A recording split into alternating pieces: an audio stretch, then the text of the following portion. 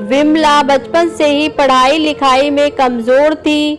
रंग उसका सांवला था, नाक नक्शा इतना खास नहीं था। ऊपर से भगवान ने दांतों की शक्ल भी टेढ़ी मेढ़ी दी थी। जब विमला छोटी थी तो बचपन में स्कूल के बच्चे चिढ़ाते। बड़ी हुई तो गली मोहल्ले के लोग उसे देखकर मुंह फेर लेते थे।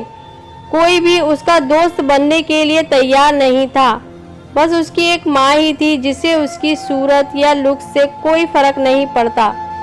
माँ विमला से बेहद प्यार करती थी और जब विमला की शादी के लिए लड़के वाले देखने आते थे तो बिना पसंद के ही लौट जाते थे। यहाँ तक कि पापा भी उसे मनहूस बोल देते थे। तब माँ ही थी जो उसे संभालती थी और कहती थी, तू तो मेरी प्यारी बेटी है। भगवान के द्वारा दिए गए इतने सारे अन्याय के बावजूद जीना सीख लिया था उसने। जो भी गिने चुने लोग उससे बातें करते थे उसे चुटकुले सुनाकर हंसाया करते। इसके अलावा एक और बड़ी खूबी थी उसमें, उसे खाना बनाने में मज़ा आता था और उसका बनाया खाना खाकर लोग उसकी तारीफ करते थे। उसमें तो उसे और भी खुशी होती थी। दुनिया के ठुकराए जाने के बावजूद वो अपना सारा टाइम खाने की रेसिपीज़ की किताबें, रेडियो शो और टीवी चैनल्स को देखने में ही बिता देती थी। विमला की आकांक्षा तो कोई भी नहीं करता, लेकिन उसके हाथों के बने खाने की आकांक्षा हर व्यक्ति करता जो उसे चखता। इस एक गुण की वजह से विमला अपने आजू बाजू की औरतों में फेमस हो गई थी, क्योंकि जो भी खाना सीखना हो या कुछ व्यंजन बनाना सीखना हो वो विमला के पास ही आता था और वह खुशी खुशी सब कुछ सिखा भी देती थी। विमला की लाइफ किसी तरह कट रही थी। एक बार फिर से माँ बाप ने जी तोड़ कोशिश कर एक परिवार को देखने के लिए मना लिया था और अगले दिन लड़के वाले विमला को देखने आने वाले थे। विमला को इस बात की खबर होने पर वो बहुत दुखी और क्रोधित हो गई। बिना किसी से पूछे पता नहीं क्यों माँ लड़कों को बुलाती है और वो उसका मजाक उड़ाते हैं। माँ ने विमला को समझाया कि ऐसा ही होता है, कोई भी बेटी अपने माँ बाप के यहाँ हमेशा नहीं रहती है, वो एक ना एक दिन शादी करके अपने घर जाना पड़ता है। अगले दिन सुबह सुबह ही लड़के वालों के आने से पहले वो सज धज कर कहीं निकल गई थी। उस दिन लड़के वाले घर आए, माँ बाप को बहुत खरी खोटी सुना रहे थे। वैसे भी पापा को विमला पर हमेशा ही गुस्सा रहता था, लेकिन उसकी इस हरकत ने उन्हें नाराज से पागल कर दिया।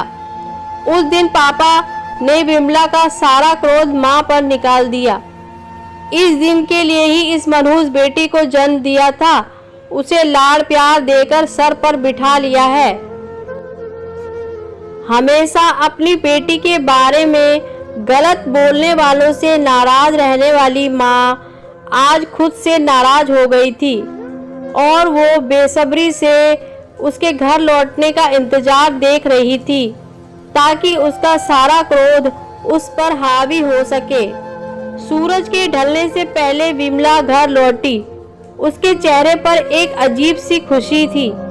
हाथों में एक चेक था और एक विमला माँ से कुछ कहना चाहती थी, लेकिन इससे पहले कि विमला अपने मुंह से एक भी शब्द कहती, माँ ने उसे खरी खोटी सुनाना शुरू कर दिया। माँ बोलते हुए कुछ ऐसा बोल गई कि विमला ने कभी सपने में भी नहीं सोचा था। माँ ने कहा कि बाकी सभी लोग सही थे, तुम सच में मनहूस हो, जिस कारण से हर कोई परेशान है। अच्छा होता कि तुम पैदा होते ही मर जाती, ये दिन तो ना देखना पड़ता हमें। माँ ने एक बार फिर किसी की तरफ नहीं देखा। विमला माँ की बातें किसी पत्थर की मूरत की तरह सुन रही थी। पत्थर की ऐसी मूरत जिसके शरीर में जान ना हो, लेकिन आंखों से आंसुओं की धारा बह रही थी। विमला ने माँ से पूछा, माँ, क्या सच में तुम चाहती हो कि मैं मर जाऊं? क्या इतनी बुरी हूं मैं माँ? अभी भी गुस्सा सर पर सवार होने की वजह से माँ ने कहा हाँ। बिना एक पल भी सोचे विमला ने सीधे अपने कमरे में जाकर कमरा अंदर से बंद कर लिया। 1-2 मिनट के बाद गुस्से से थोड़ा शांत होने पर माँ को अपनी गलती का एहसास हुआ तो वो विमला के कमरे की ओर चली गई। विमला ने रूम को अंदर से बंद कर लिया था।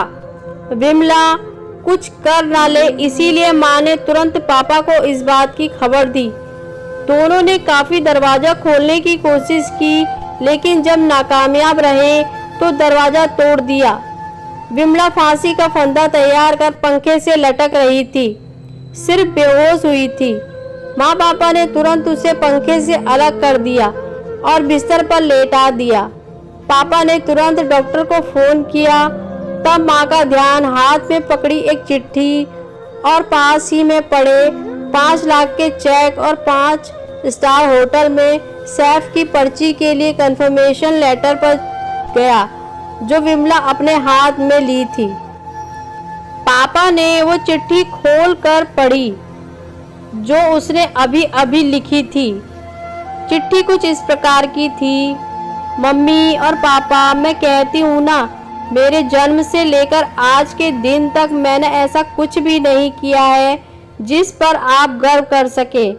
लेकिन मैं कहना चाहती हूँ कि आज मैं खाना पकाने के राष्ट्रीय स्तर पर कंपटीशन को जीत लिया है और 5 लाख का चेक मुझे प्रथम स्थान आने के लिए मिला था। न्यायाधीशों को मेरा खाना इतना पसंद आया कि उन्होंने मुझे एक बहुत बड़े होटल में मास्टर शेफ की नौकरी के लिए कंफर्मेशन लेटर भी दिया है। पूरी दुनिया मेरे खिलाफ है, मुझे इस बात का कभी भी कोई फर्क नहीं पड़ा था और न ही बाबूजी की कड़वी बातें मैंने अपने दिल पर ली थी, क्योंकि मैं जानती थी कि बाहर से कैसे भी दिखे मेरे बाबूजी अंदर से तो मुझे प्यार करते हैं। बिना मांगे कपड़े, मिठाइयाँ, पटाखे ये सब भी लाकर देते थे। माँ के प्यार को तो कोई बयां ही नहीं कर सकता। मेरी माँ मेरे लिए पूरी दुनिया थी। जब माँ मेरे साथ होती तो मुझे किसी बात की परवाह ना होती थी। मेरी माँ मेरी थी, इसीलिए मुझे किसी की ज़रूरत नहीं थी। मेरी माँ मेरे साथ नहीं है तो मेरी दुनिया मेरे साथ नहीं है। इसलिए मैं आज दुनिया को अलविदा कह रही हूँ। मैं कसूरवार हूँ। आपने कभी ना कभी भगवान से यह जरूर मांगा होगा कि अगले जन्म में मेरे जैसी औलाद ना मिले, लेकिन मैं हमेशा यह प्रार्थना करती हूँ कि अगले जन्म में तो क्या, मेरे हर जन्म में मुझे आप जैसे ही माता पिता मिले। और आज वही प्रार्थना करके उसी भगवान के पास जा रही हूँ।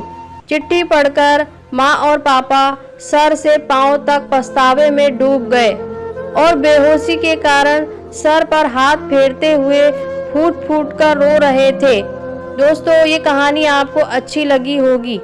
उम्मीद करती हूँ कि आप अनजाने में किसी व्यक्ति के बाहरी लुक्स की वजह से उसके दिल को दुख नहीं पहुँचाएंगे।